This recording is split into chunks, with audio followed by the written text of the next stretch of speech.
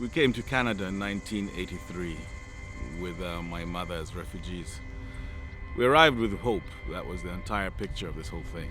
It was that we had come from a war-torn country and we were coming for hope. We did know there was racism in North America, but Canada had that sheen. It had that image of being the country to be at. There's very little racism here, so we chose Canada as our choice of refugee destination. On arrival, actually, I was 17 at the time, and the immigration officer asked me, what do I want to do? And I said, yeah, I'm going to university. I'm finishing my high school. I'll go to university. And one of his first things he said was that, actually, no, that's not going to work. You need to go and work in a factory. And we were appalled. I remember I was teaching Sunday school. I think students between the ages of 6 and 13, and we were talking about friendship. And one of the girls raised her hand. She's like, "Oh, Auntie Kanisha, I don't have friends." And I'm like, "What do you mean you don't have friends?"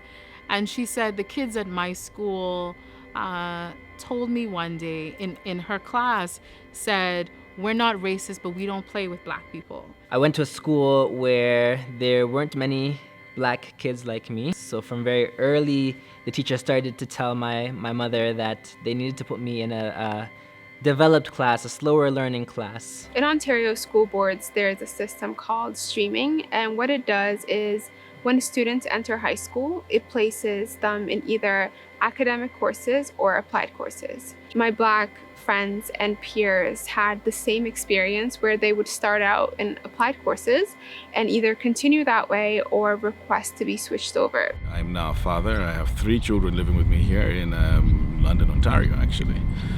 And again, when they start school, various grade 4, 5, and grade 12.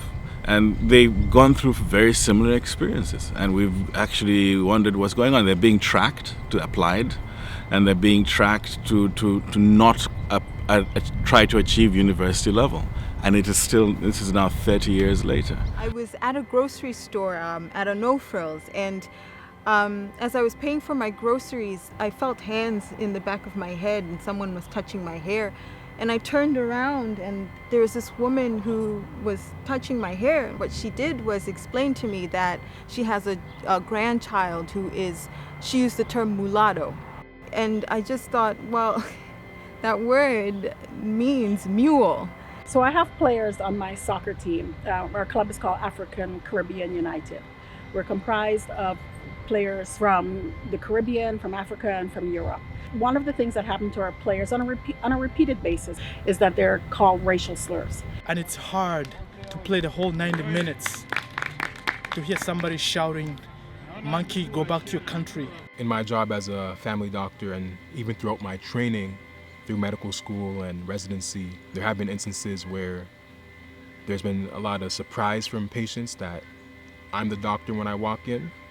There's been times where I've gone through partway through the medical visit talking to the patient, and they ask, "Okay, so like, is the doctor going to come in soon?" And I'm like, "Oh no, I'm the doctor." And they're like, "Oh, you're the doctor?" And I'm like, "Yeah, like, this is me."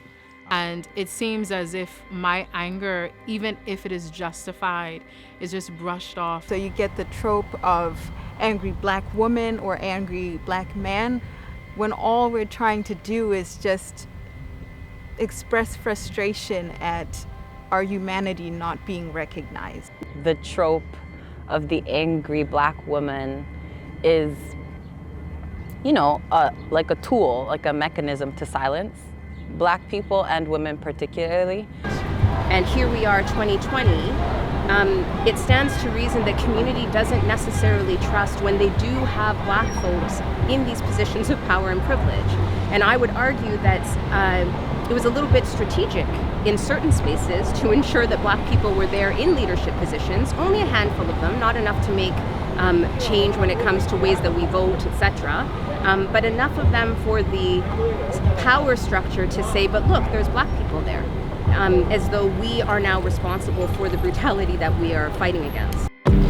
Almost exactly 5 years ago, police officers from this city murdered a man named Andrew Lofu.